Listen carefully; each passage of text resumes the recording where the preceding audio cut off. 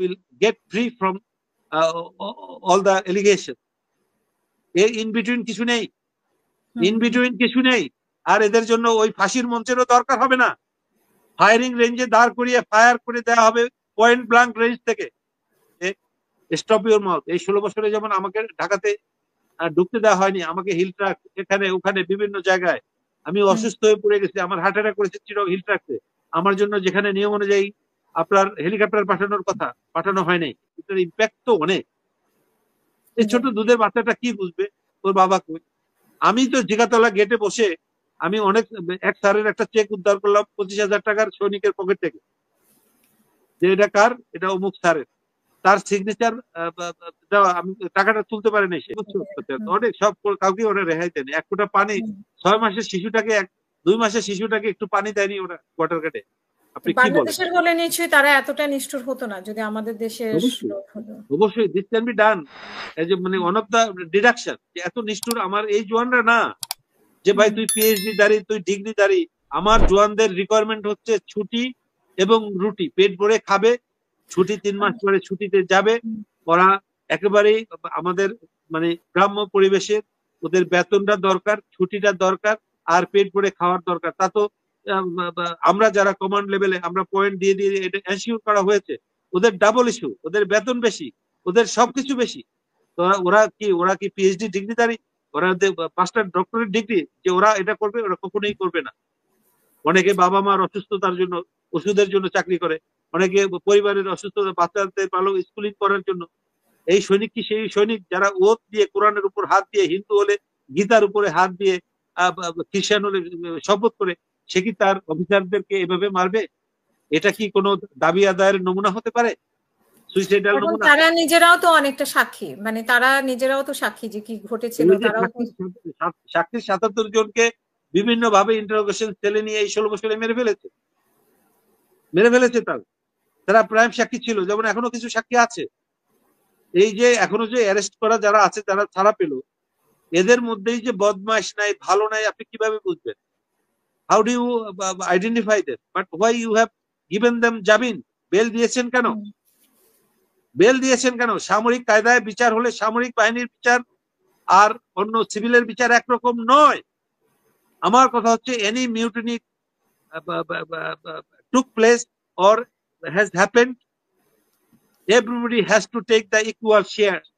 Either you have to take the death sentences or you will get free from all the allegations. In between কিছু নেই, in between কিছু নেই। আর এদের জন্য ওই ফাঁসির মঞ্চেরও দরকার হবে না, ফায়ারিং রেঞ্জে দাঁড় করিয়ে ফায়ার করে দেওয়া হবে পয়েন্ট ব্ল্যাঙ্ক রেঞ্জ থেকে। জি, you are a betrayer, you are a betrayer. Sohel তাজের ইনভলভমেন্টটা কি রকম ছিল? মানে একজন দর্শক প্রশ্ন করেছেন তো, কিসের সোহেল তাজের কোন? অত্যন্ত আবেগপ্রবণ সোহেল তাজ। এটার ইনিশিয়াল স্টেজটাই সোহেল তাজ ছিল। ও প্ল্যানিং গুলো জানতো, সবকিছুই জানতো। বাট সোহেল তাজ কিছুদিন আগে আপনার ওই বাংলা ভিশনের একটা দীপ্তি চৌধুরীর একটা স্ট্রেট কার্ড একটা সে বলেছে, এগুলোতে যদিও বলেছে যে শেখ হাসিনা তাকে ডেকে বলছে 2 হাত ভরে তুমি শুধু টাকা কামাই করবা, যা ইচ্ছা তাই করে যাবা। বাট সেও কিছু কথা এখানে লুকিয়েছে। সোহেল তাজের স্বরাষ্ট্র প্রতিমন্ত্রী ছিল, তার জানার কথা। সারা খাতুন জানলে তার জানার কথা। হয়তো সে পরে এই বিভৎসতার এই রূপ দেখে তার বাবার সাথেও এরকম করা হয়েছিল, সে যেটা প্রমাণ করতে চায়। বাট সোহেল তাজও তাকে নির্দোষ দাবি করতে পারে না। সোহেল তাজ নৌজি, স্বরাষ্ট্র মন্ত্রী জানলে, স্বরাষ্ট্র প্রতিমন্ত্রী জানবে, স্বরাষ্ট্র সচিব জানবে, মানে যত হাইডেন্সিক জিনিসটা হবে এটার একটা chain of command, chain of level জানতে হবে। তো সোহেল তাজকে আমি দোয়া তুলসী কথা বলবো না, but he is a very cunning and clever, he is a very cunning and clever chap. বয়স আমাদের মতোই, ও হয়তো আমার চেয়ে একটু ছোটই হবে। সোহেল তাজ বয়স কত হবে জানে না, বয়সে আমার চেয়ে একটু ছোটই হবে, কারণ তার সেদিন আগে বিয়ে করলো, জাস্ট কয়েকদিন আগে বিয়ে করলো। বাট আমার কথা হচ্ছে যে he is a very smart, cunning and very damn chap. সে সবকিছুই জানে। ওই যে বললাম, তাকে অন্য ফর্মুলায় এনে দেখ, নাহলে অন্য পদ্ধতিতে দিয়ে দেখ, আমরা বের করে ফেলতে পারবো সব। We know the procedure, ma'am. We know the procedure. আমরা এগুলোই করিনি, আমরা 8 বছর ধরে শুধু কোর্সই করেছি, দেশে বিদেশে বিভিন্ন রকমের। এফবিআই যেটা করতে পারে, আমেরিকান আর্মি, আমেরিকান মেরিন যেটা করতে পারে, আপনার ইংল্যান্ডের যারা, ওদের সক্ষমতা, ওদের যা যা আছে সব সক্ষমতা আমাদের আছে, সব সক্ষমতা আমাদের আছে। তারপরে আমরা কেন করতে পারছি না?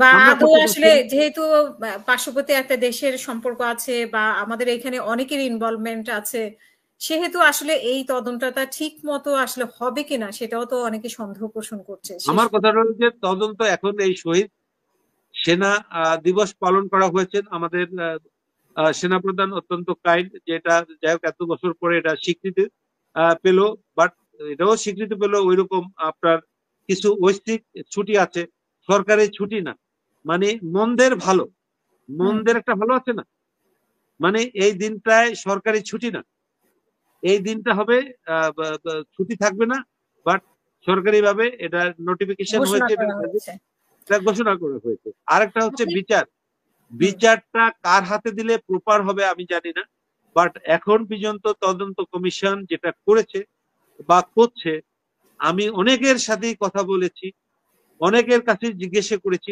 ভাইটাল উইটনেস গুলোকে ডাকাই হয়নি, এবং একজন অফিসার মেজর জাহিদি, তাকে ডাকা হয়েছিল, তাকে ওই অফিসারটা ওখান থেকে একেবারে জীবন নিয়ে বেঁচে আসছে খুব কষ্ট করে। আমি ওনার সাক্ষাৎকার করেছিলাম। হ্যাঁ, আপনি মেজর জাহিদির সাক্ষাৎকার করেছিলেন। মেহেদি, হ্যাঁ, এই ওটা হলো জাহিদি। জাহিদি আমার মাইটি জুনিয়র, ও আমার সাথে প্রায় কথা বলে, প্রতিদিন আমার সাথে কথা হয়। ওর ট্রমা, এখনো ওর ট্রমাতে আছে, এখনো হি ইজ নট ফিট। সে 2 বছর পর্যন্ত, কারণ হলো কি আমাদের সবাইকে কিন্তু মুখে একটা আঙ্গুল দিয়ে দেওয়া হয়েছিল যে স্টপ ইউর মাউথ। এই 16 বছরে যেমন আমাকে ঢাকাতে ঢুকতে দেওয়া হয়নি, আমাকে হিল ট্রাক এখানে ওখানে বিভিন্ন জায়গায়, আমি অসুস্থ হয়ে পড়ে গেছি, আমার হার্ট অ্যাটাক করেছে হিল ট্রাকতে, আমার জন্য যেখানে নিয়ম অনুযায়ী আপনার হেলিকপ্টার পাঠানোর কথা, পাঠানো হয় নাই। এখানে আমি বলবো যে ওই দেশের সাথে, মানে ওইসব অত্যন্ত সফিস্টিকেটেড দেশের সাথে পার্থক্য কোথায় ম্যাম? ওদের দেশে আয়নাগর নাই, আমাদের দেশে আয়নাগর আছে। আমাদের দেশে প্রধানমন্ত্রীর এক আঙ্গুলের ইশারায় সারা বাংলাদেশটাকে চরকির মতো ঘুরাতে পারেন, এটা ওদের দেশে পারেন না। ওদের দেশে, আপনি যেই দেশের থেকে আমার ইন্টারভিউ নিচ্ছেন, সেই দেশের প্রধানমন্ত্রীও তো কফি শপে লাইনে দাঁড়াতে হয় না? হ্যাঁ, মানে সব নরমাল মানুষদের মতোই, নরমাল মানুষদের মতো। আমাদের দেশের প্রধানমন্ত্রী তো অ্যাবনর্মাল মানুষ, ওনার যাইতে গেলে রাস্তার উল্টা দিক দিয়ে গেলে রাস্তা বন্ধ, ওনার মন্ত্রী মিনিস্টার পাইক পেয়াদা যা আছে, মানে আমাদের দেশটা কথা আমি কি বলবো ম্যাম, আমার কথা হচ্ছে যে এটা কোনো সংজ্ঞায়িত হয় না। আপনি কি কোনো জীবিত, মানে আপনি 2 দিন পরে যাদেরকে উদ্ধার করেছেন, কোনো জীবিত কাউকে উদ্ধার করেছেন কিনা আপনি সেখানে? না, সরি, আই কুড নট, আমি কোনো লাইফ পাইনি, বরং যাদেরকে আমি মৃতই পেয়েছিলাম এরাও গুম হয়ে যেত যদি আমার ইনিশিয়েটিভটা না থাকতো। আপনি যদি কোনো টিভি চ্যানেলের আর্কাইভে দেখেন, জিগাতলার গেটটা আমি খুলে দিয়েছিলাম without the prior permission of my brigade commander of my CO. আমি ওই ডিশটা যখন আবিষ্কার করি, এটা এমন ভাবে মাটি দিয়ে মার্চ করে কাঁঠাল পাতে দিয়ে ঢেকে দেওয়া হয়েছে, কারো সাধ্য নাই, একমাত্র আমি, মানে আমি বলবো যে আমি যদি আমাকে ওখানে দায়িত্ব দেওয়া, ইভেন আমার সৈনিক বুঝতো না, কারণ এটাকে আমরা বলি কাভার দিয়ে রাখা। আমরা তো ট্রেস করি, গর্ত করি, এক্সারসাইজ করে, আমরা জানি ওটাকে গর্ত করে ভরাট করে চাপা দিয়ে আটকায়া ওটার উপরে এমন ভাবে শুকনা ডালপালা ইয়াটিয়া কাঁঠাল গাছের পাতা টাতা ফেলে দিচ্ছে, আপনি বুঝবেনই না যে এটা একটা ডিচ। এটা আমি আবিষ্কার করেছি বাই সিং দ্য লুজ আর্থ, নরম মাটি দেখে। যখন আমি একটু কোদালের কোপ দিলাম, তখন সৈনিক ডাক দিলাম, কোদাল দিয়ে ইয়ে করতে বললাম, তখন দেখি আস্তে আস্তে মাটি নরম হয়ে যাচ্ছে। কারণ এটা তো ওরা করেছে আপনার 26 তারিখে কিলিং করে, ওরা সম্ভবত 26 তারিখে বিকালের দিকে ওরা এই ডেড বডি গুলো এই ডিচের মধ্যে ফালাইছে, যেটা আমার ধারণা। এবং কিছু জীবন তখনও কিন্তু প্রাণ ছিল, তাদেরকে একেবারে জীবন্ত পিকআপের চাক্কায় পিস্ট করে তাদের অনেক সারদের জিব্বা আমি প্রায় 1 হাতের মতো বের হতে দেখেছি। ওই বিভৎসতার রূপ আমি বর্ণনা করতে আপনাকে পারবো না, বাট আমার কথা হচ্ছে পিকআপের মানে চাকার নিচে রেখে ওরা পিস্ট করে করে করে করে মারছে। এখন আমি আসি ওই ডিসটা যখন আমি ইয়া করি, তখন আমি মোটামুটি কনফার্ম যে I got the dead body. তো এর মধ্যে যে ওইদিকে ওই যে আমাদের যে সো কল্ড অফিসার্স মেস, যেটাকে অপারেশনাল রুম করা হয়েছে, ওখানে কি ডিসিশন হয়েছে না হয়েছে আমি জানি না, বাট এই ডেড বডি গুলো পাওয়া যেত না। আমি জিগাতলার গেটে ওপেন করে দিয়ে আমি ডেথ ডিক্লারেশন দিয়েছিলাম মেগাফোনে। এটা এখনো সব টিভি চ্যানেল ম্যাক্সিমাম, আপনি এনটিভি, আমি নামও বলি, এনটিভি, দেশ টিভি, এটিএন বাংলা, এরকম অনেক টিভি আছে যে টিভি চ্যানেলের আর্কাইভে আছে। আমি ডেথ ডিক্লারেশন কেন দিয়েছিলাম, এটা হলো আমার অপরাধ।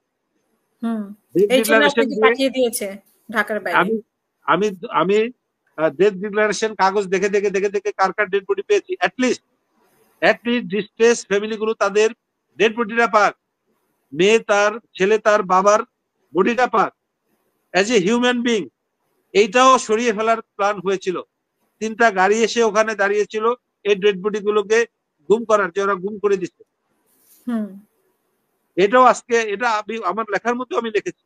এবং নিগৃহীতের বর্ণনাগুলো, আমাদের যে ভাবি বাচ্চারা তারা ট্রমালাইজ, একদম মানে ট্রমার মধ্যে ছিল, অনেকে হার্ট অ্যাটাক করতো, তাদেরকে আমি 27 তারিখে কিভাবে রিকভার করে স্টাফ কলেজে মিরপুরে রেখে তাদেরকে আপনার ট্রিটমেন্ট, খাবার দাবার এবং তাদের জন্য সাইকোলজিক্যাল যে মনোবিজ্ঞানী এদের দিয়ে তাদেরকে ট্রিট করে টোরে, কারণ এটা অলনে সার্ডেন একটা ঘটনা, বাট এটার ইম্প্যাক্ট তো অনেক।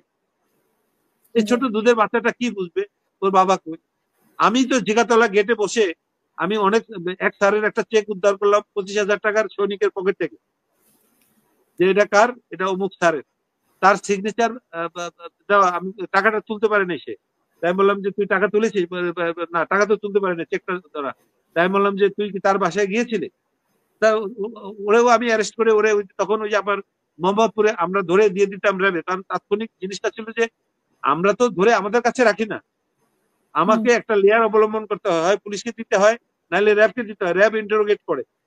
তখন তো সবচেয়ে বড় কারণ ছিল যে আপনি মেরে ফেললেন, তো কিলারকে ধরে আমাকে যদি গুলির আদেশ দিত আমি গুলি দিয়ে মেরে ফেলতে পারতাম, বাট না দিয়ে ওর সাথে অনর্থক কথায় বাক বিতণ্ডায় জড়ায় লাভ আছে। অল আর কিলার, আমার কাছে 10,000ই কিলার, ইনক্লুডিং ফরেন এলিমেন্ট। আমার এর মধ্যে তদন্ত কমিশন বা জাজ বিচার করার কোনো কিছু নাই, বিকজ 10,000 ট্রুপস তোমরা ওখানে আসছো একটা বিজিবি দিবসে, একটা পরিকল্পনা করে আসছো, হয়তো কেউ ইনস্টেড ছিল, কেউ এটার সাথে জড়িত ছিল, বাট ওই যে বললাম দ্যাট 44 রাইফেল ব্যাটালিয়ান, আপনি 44 রাইফেল ব্যাটালিয়ান এবং 13 রাইফেল ব্যাটালিয়ান এবং কমিউনিকেশন সেলের যে লেফটেন্যান্ট কর্নেল যে কামরুজ্জামান কিছুদিন আগে আপনার বিভিন্ন টকশোতে আসছিলেন, বিভিন্ন টকশোতে উনি ডাইরেক্টর কমিউনিকেশন সেল ছিল, ওনার কাছে তো সব আছে, হি নোজ এভরিথিং। ওনার মতো এই শরীরে একটা লোক পেঁপে গাছ দিয়ে বের হয়ে আসি কিভাবে? দিস অল আর ফাউল টক। উনি কমিউনিকেশন সেলের ডাইরেক্টর ছিলেন, ওনার কাছে রিপিটার ছিল, ওনার কাছে সমস্ত কমিউনিকেশন গুলো ছিল। এবং আমি দেখেছি 1991 সনে যখন আমি কমিশন পাই, যখন আমি বিডিআর 6 মাসের জন্য অস্থায়ী সংযুক্তি থাকে আমাদের প্রতিটা অফিসারে, বিডিআর এর কমিউনিকেশন আর্মির কমিউনিকেশনের চেয়েও ভালো। ওদের কমিউনিকেশন, ওদের যে মাইকম সেট, ওদের কমিউনিকেশন, এগুলো জার্মানির, এগুলো ইংল্যান্ডের, এগুলো আমেরিকার।